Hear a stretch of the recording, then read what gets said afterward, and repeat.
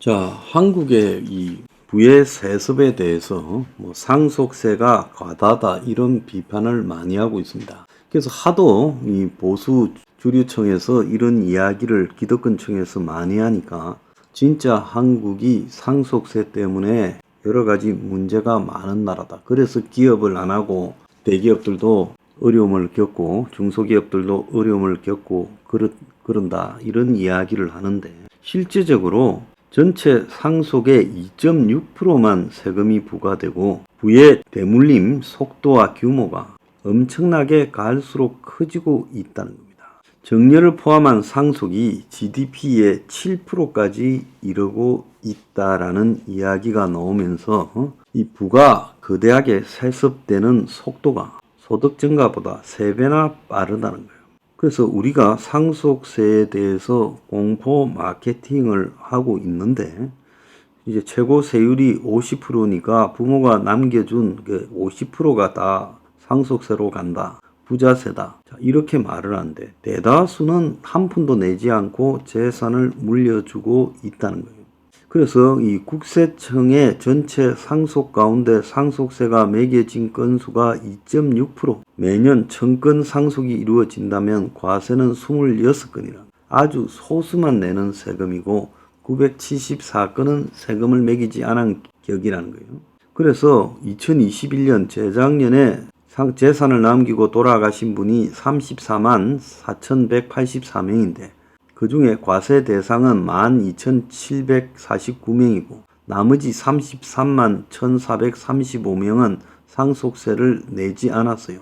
그래서 상속세는 부자만 내는 세금이 아니다란 말도 틀린 거고 한 푼이라도 세금을 내는 비상속인이 10년 전에 견주어 2배로 늘었지만은 이는 사망률의 증가에 따른 비상속인이 증가해서 그런 거고 과세 기준은 동일해서 마치 이 상속의 대상이 늘어난 것처럼 그렇게 비춰진 착시 효과라는 거예요.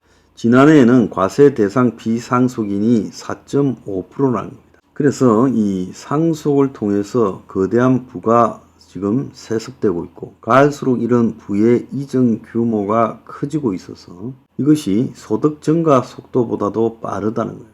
국민소득 대비 전체 상속가액 비중이 4.47%라는 거예요. 그런데 이 정려까지 합하게 되면 지난해에 보면 6.52%까지 갔다는 거예요.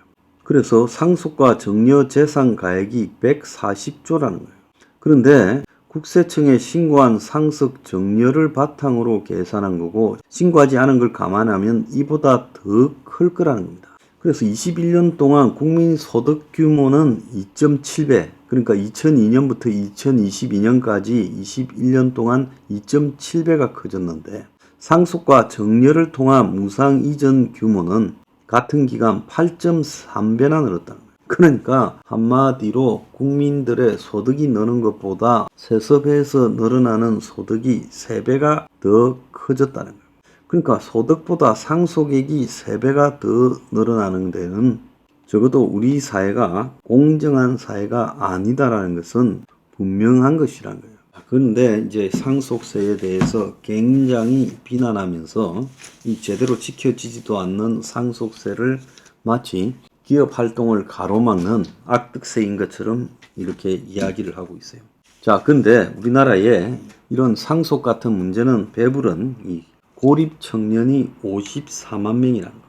정부 발표가 나왔어요. 19세에서 34세 청년 1000만 명 중에서 은둔형 외톨이로 사회와 단절된 채 있는 청년이 54만 명으로 5%가 넘어요. 5.4%죠. 그래서 2019년에는 3%였는데 팬데믹이 이 숫자를 상당히 많이 늘렸어요. 그래서 이 대학 진학과 취업에 실패한 청년들이 사람 마주치기 싫어서 집 밖에 안 나가고 그러면서 고립한 상태에서 편안함을 느끼면서 계속 은둔해 가면서 그러면서 이 사람들이 이제 다차원의 빈곤을 겪게 돼요. 직업이 없고 주거 환경이 열악하고 경제적 빈곤 그리고 활력과 자존심이 발바닥으로 떨어져서 아무것도 하기 싫은 의지의 빈곤 가족들은 일주일에 한 번 볼까 말까 하고 하루 종일 스마트폰이나 보거나 아니면 OTT나 보면서 지내고 소셜미디어 속에 화려한 영상을 보면서 좌절감이 심해지고 그 속에서 자살도 하고 그런다는 거예요. 그래서 이런 청년들의 75%가 자살을 생각했다는 거예요. 그래서 이게 세계적인 문제이긴 하지만은 한국 사회에서 지금 청년들이 이런 현상이 훨씬 심각해지고 있어요. 이걸 이대로 두다가는 보통 문제가 되지 않을 거다라고 지금 보입니다. 그래서 지금까지 정부가 이들에 대해서는 거의 방치를 했죠. 집 밖은 무섭다고 갇혀버린 청년들요. 근데 이런 청년의 75%가 대졸이고요. 여성이 72%로 남성의 2.6배라는 겁니다. 아예 그냥 외출을 안 하고 집안에만 갇혀 있고요. 80%가 벗어나고 싶지만은 방법이 없더라고 이야기를 하고 있습니다. 자, 그런데 그 한국의 취업자 수가 28만 명 늘었다고 맨날 취업자 늘었답니다. 노인 일자리 가지고 장난치면서요. 근데 60세 이상에서는 29만 명이 늘고 경제 허리인 40대에서는 오히려 6만 명이 줄었고 20대 청년층은 13개월째 줄어들고 있다고 합니다. 나라 꼬라지 참 잘 돼가고 있습니다. 언둔형 기끼꼬머리에 그 다음에 청년 실업은 갈수록 늘어나고 자 중년은 10명 중에 7명이 은퇴 후 자녀 양이 부담이다라고 이야기를 했다는 거예요. 그래서 4050 세대 10명 중 7명이 내가 은퇴하고 나면 굉장히 빨리 은퇴하죠. 요즘 뭐 50전으로 은퇴하지 않습니까? 결혼 비용만 1억이 든다는 거예요. 그래서 은퇴 후 예상 자녀 교육비가 평균 7,747만원 그리고 은퇴 후 자녀 결혼비가 평균 1억 444만원 이 평균 퇴직금은 1억밖에 안 된다는 거예요.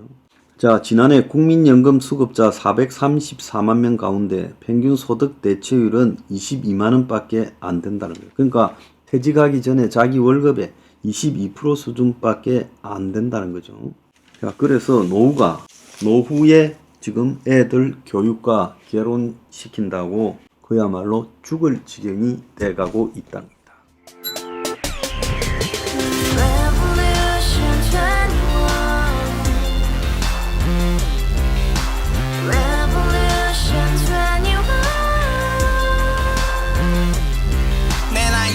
월세 30 코인빚만 300 서울에 온지 벌써 10년 아둥바둥 버텼지만 여전히 난 반지 하에 제왕 곰팡이 연문제약 내비랑 깡통망통 완전히 폭망 고시원 창문만큼 작아진 내 꿈 연애 결혼 내 집 모든 게 헛꿈 1년 전 떠난 여친 울며 말했지 같이 살자 평생 가본 게 꼬꼬꼬라지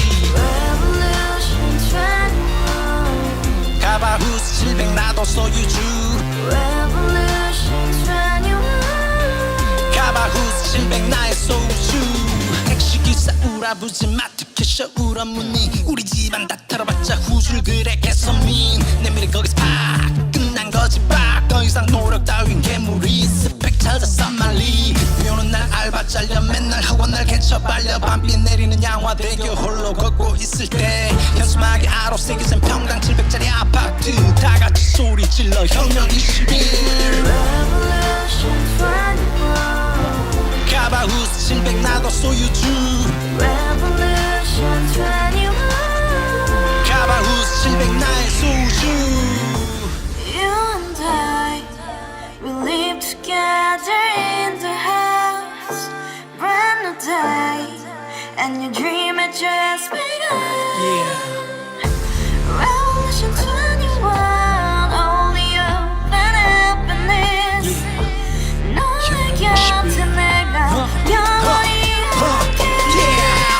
지금까지 정치인들 입만 열면 찝찝찝 개소리 멍멍멍